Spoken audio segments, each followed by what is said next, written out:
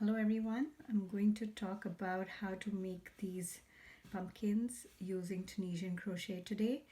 Uh, they're going to come in three sizes. The smallest one is about 8 centimeters in diameter, this one's 10 and this one's 12. You can make them in a single color or two colors. I'm going to talk all about how to make color changes and in this video, and I am going to use Impeccable yarn by Loops and Threads. It's a medium weight yarn, so I think it's more worsted than iron, so worsted weight yarn, but for this pattern you could really use any yarn. It would just modify the size of your pumpkin and not the pattern. And I am going to use a 6.5 millimeter Tunisian crochet hook with this. So let's get started. Fall is here officially, but the weather is still, it's in the 90s here in Texas, in Austin, and while it doesn't feel like it, I'm preparing for when it comes. And here is a quick tutorial about how to make the pumpkins, and they come in three sizes. I'm just going to show you how to make the smallest size, but the instructions are very straightforward, and they're very similar for all the three sizes. The variation is in the number of rows and the number of stitches per row, but just going to use two stitches, the simple stitch and the reverse stitch. And I'm going to make this in one color today, but I'm going to talk about how you can do color changes and how you can make it in multiple colors. So let's get started. You can follow along and make it with me if you'd like, but I'm going to forward certain parts of the video so that you don't have to watch me make the entire thing. So that's just a heads up for you. So I'm going to start with a chain 10. So that's 1, 2, 3, and 10. And to make the foundation row stitches, I usually like to make them in the back loop here.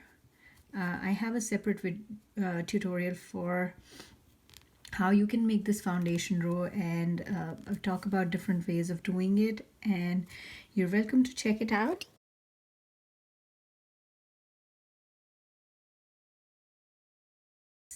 10 foundation stitches. I'm going to make my reverse pass.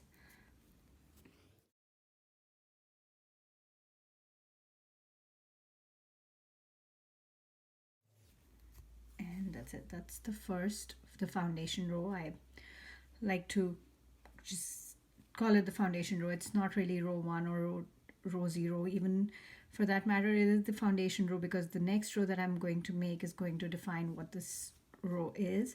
So let's go to the pattern. And so rows 1 and 2 are both simple stitches.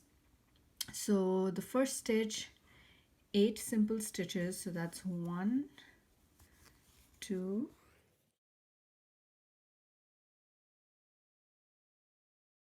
8, and the last stitch, so that makes a total of 10. And reverse pass.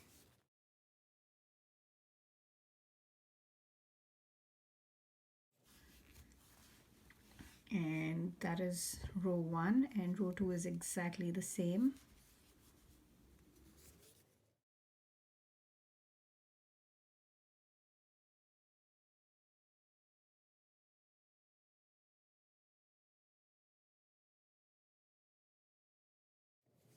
So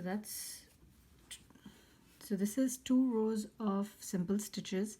Again, I have a separate video tutorial for for simple stitches and reverse stitches if you'd like to learn how to make those. I'm not going to talk about those in detail here. So this is 2 rows of simple stitches, and then rows 3 and 4 are 2 rows of reverse stitches. So I'm gonna make 2 rows of reverse stitches. This is the first one.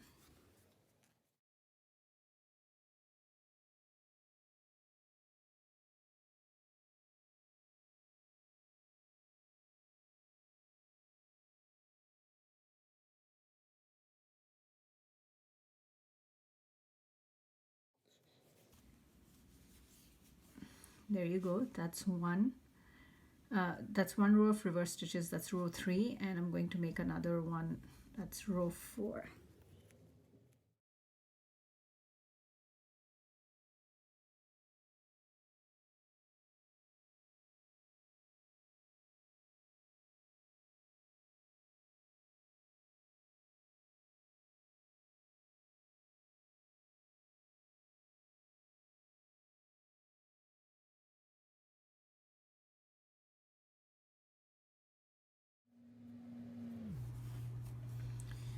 Here, so that's 2 rows of simple stitches and 2 rows of reverse stitches. The pattern calls for doing the same thing, repeating rows 1 to 4 5 more times. So that will be sort of like having 6 bumps. Let me show you the pumpkin. So here is the pumpkin, and if you see, this is 1 2 3 4 5 6. So there's 6 of these, and this sort of forms one of them. So if you repeat this pattern 5 more times, I'll make 6 of those, and I'll talk about how to give it the shape of the pumpkin later. So I'm going to go ahead and do this in front of you. So another thing to note here is that I'm making this with 1 color, but if you were making this with 2 colors or more, you would change your color at the simple stitch rows. So row 1 is where you would have changed your color and made these 4 rows with that color, and then now I'm going to start working simple stitch rows again, and that is where I would change color again if I wanted to, but I'm going to make this in 1 color for the purpose of this tutorial, so I'm just going to go ahead and do that. And I'm going to be increasing the speed of this video, so I'll see you on the other side of it.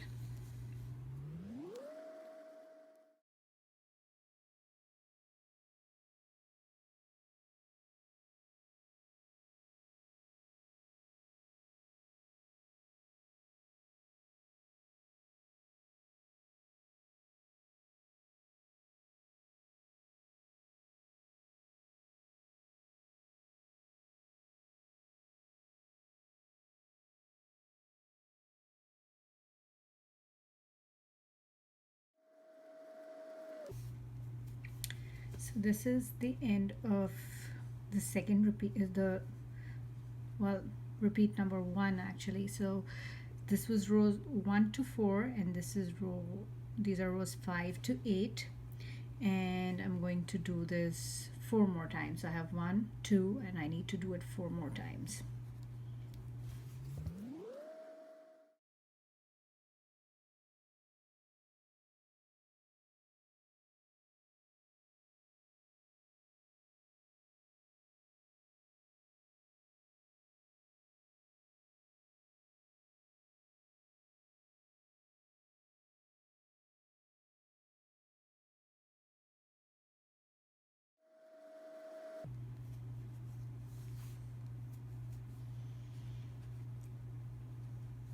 This is the end of repeat 3, and this is how it's looking so far. So I'm going to do this 3 more times.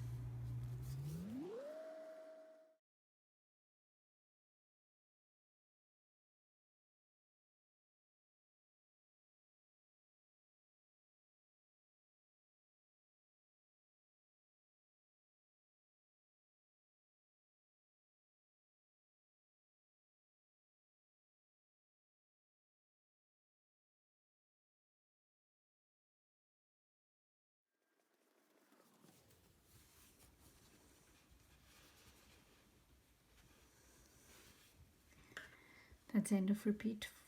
Wow, that's end of row. That's 4 8 12 16. So that's 16 rows. I have 8 more to go.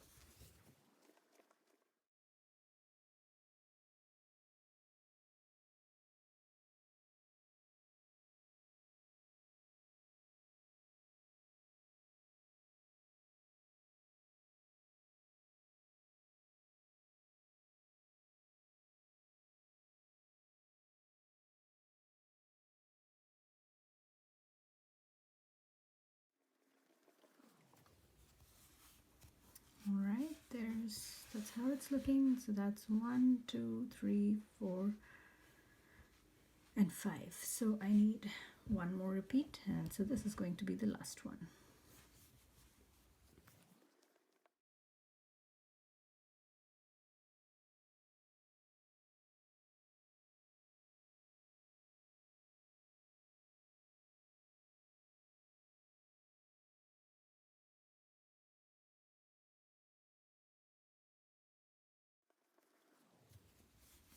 So I'm almost done here. There's just, so if you look at this sideways, there is 4, 4, 4, 4, 4 and 3 right now, but I'm going to make the last one, the last row. So the last row, the instructions are exactly the same. You need to make a row of Tunisian reverse stitches, and the only difference being that this is going to be a bind off row. So with every stitch that you make, you need to either make a slip stitch or a single crochet, whichever method you choose to bind off. I bind my rows off usually with the slip stitch method. There have been times when I've used the single crochet method, but for this project, the slip stitch works fine. So I'm just going to bind off and make the last row as Tunisian reverse stitches. Again, if you need help with how to bind off, you're welcome to check out my binding off video where I talk about both techniques in detail.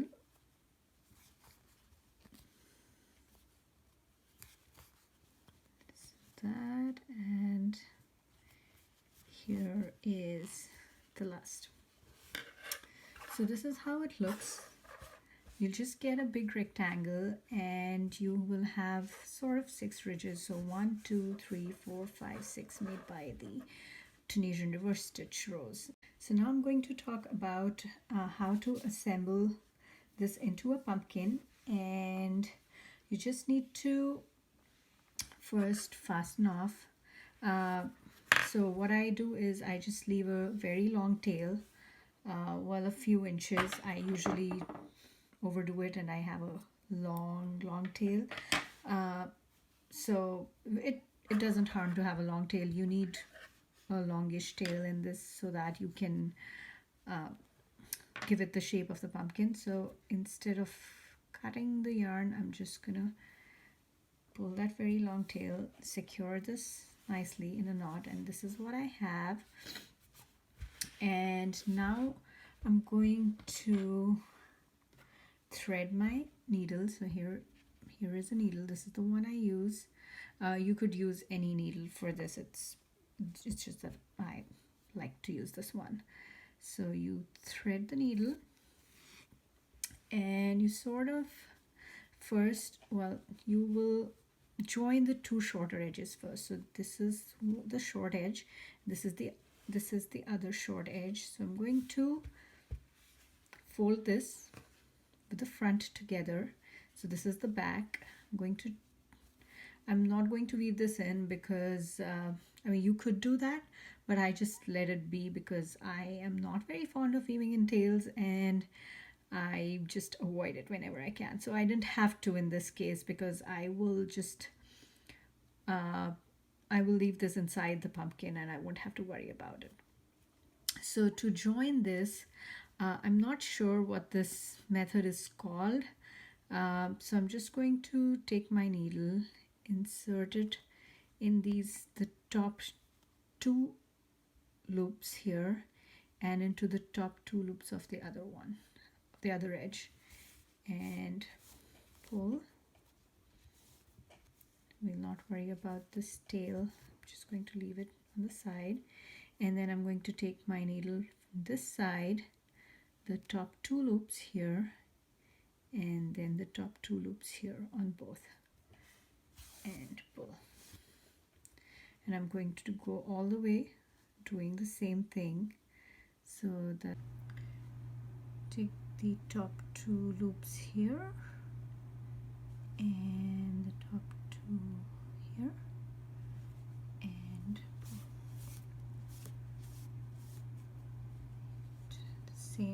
the other way around, these two, and then these two. So I'm going to do this all the way to the end of this row, so I have it nice and secure.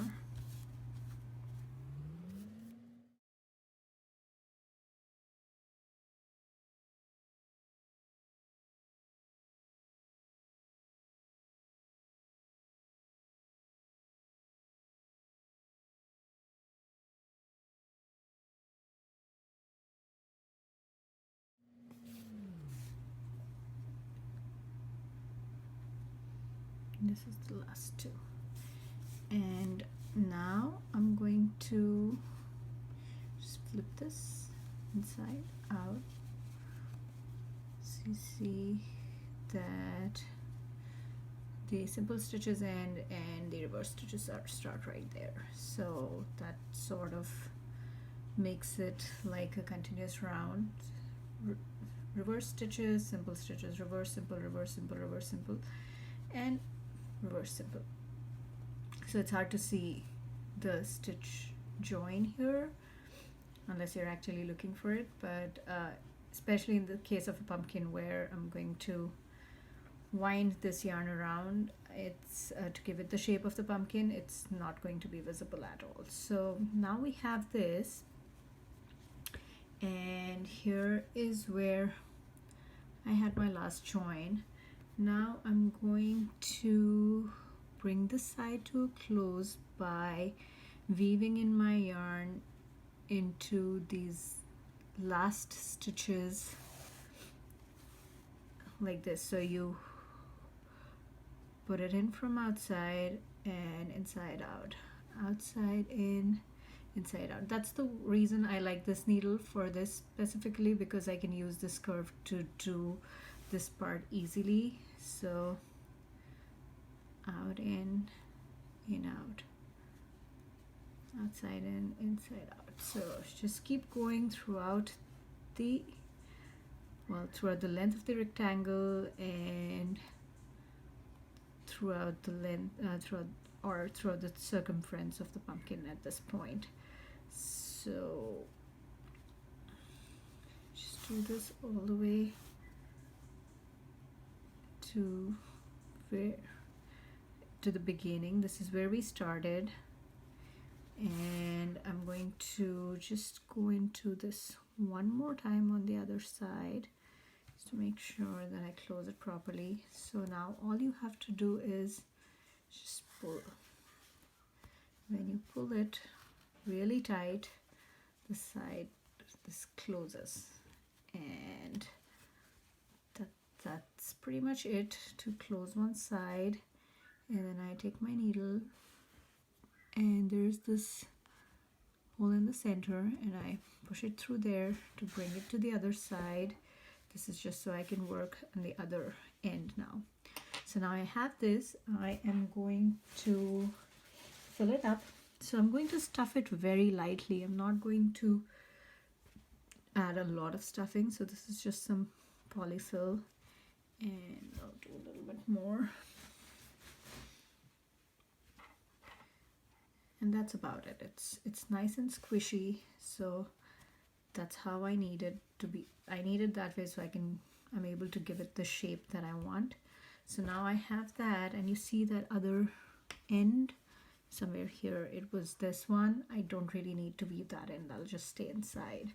So I'm going to, you can actually start wherever you like, but so I remember I always start at the join. So this is where I join my edges. I bring my yarn here and I do the weaving again, just like on the other edge.